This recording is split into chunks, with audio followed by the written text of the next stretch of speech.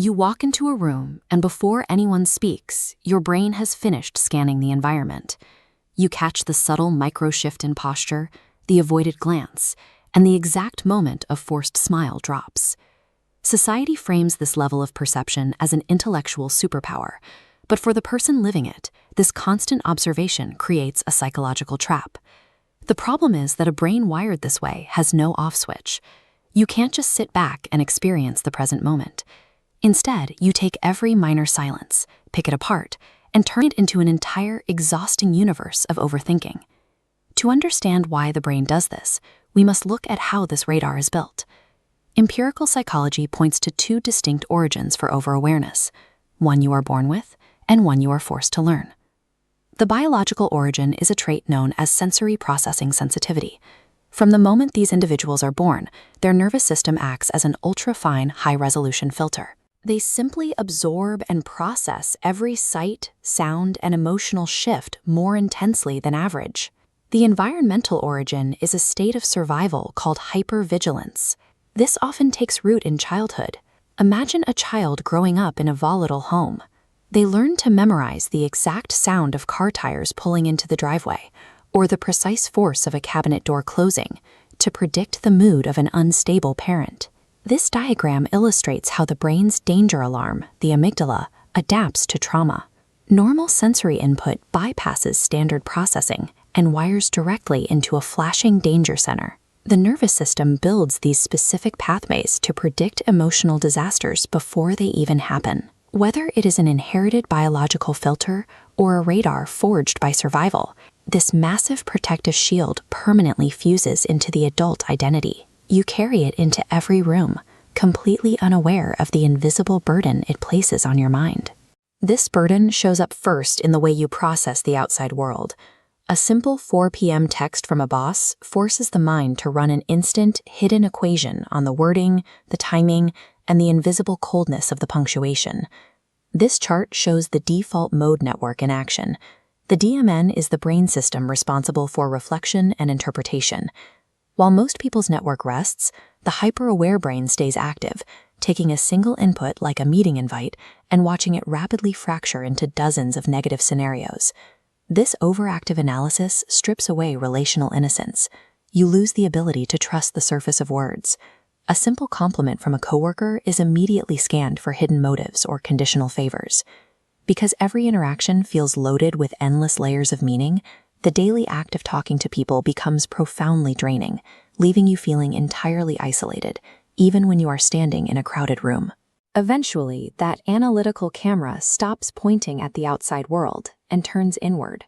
Psychology calls this metacognition, the ability to think about your own thinking. Everyone has this, but for the overly aware, the switch is broken. It never turns off. It triggers an instant internal chain reaction. You feel a natural emotion, like sadness, but instead of simply letting yourself experience it, your brain immediately steps back, puts it under a microscope, and judges whether or not you deserve to feel that way.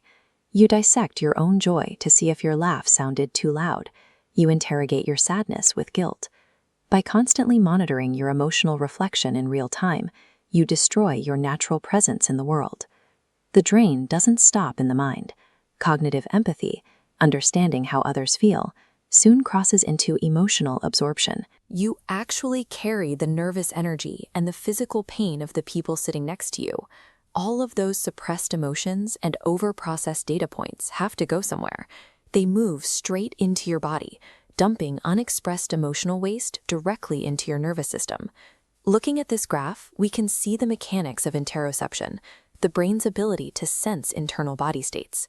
For someone overly aware, a normal physiological change, like a minor heart rate spike from a cup of coffee, crosses the danger threshold. The brain misinterprets the caffeine as an immediate, life-threatening attack. This false alarm creates a brutal biological loop. The brain triggers the release of stress hormones like cortisol, which physically intensifies the pounding chest, which the brain then takes as hard confirmation that you are actually in danger. Your own body becomes a constant stream of false emergency data.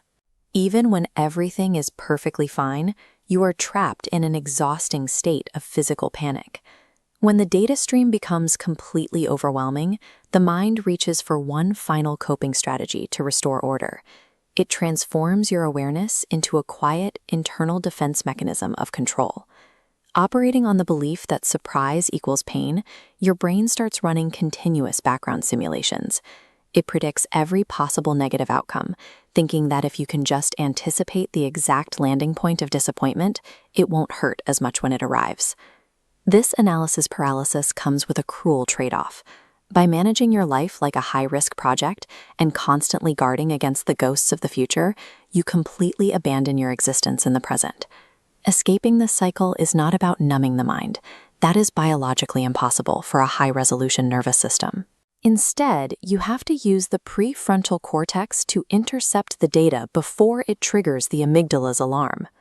The first boundary principle involves recategorizing external data. Not every silence is a hidden message.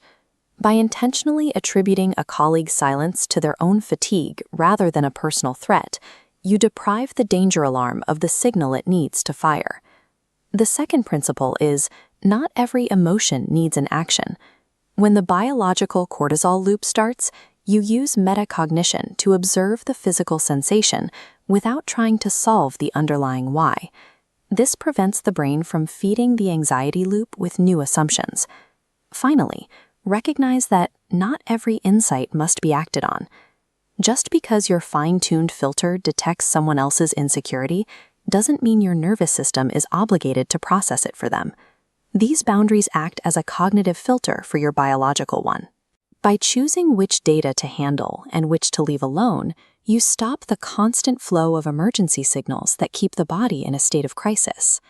When you practice letting go, your internal radar matures. It shifts from a paranoid tool used to predict danger into a gentle tool used for curiosity. Your life feels lighter, not because human behavior becomes any less complicated, but because you finally stop trying to carry the weight of everyone else's equations on your own shoulders. You cannot turn off the light in your mind, but you can change its intensity. You can soften it from a sharp, interrogating laser that exposes every flaw in the room into a warm candle, bright enough to see human fragility, but gentle enough to keep you warm. This deep, quiet awareness offers a form of wisdom, an ability to understand the world without being imprisoned by it.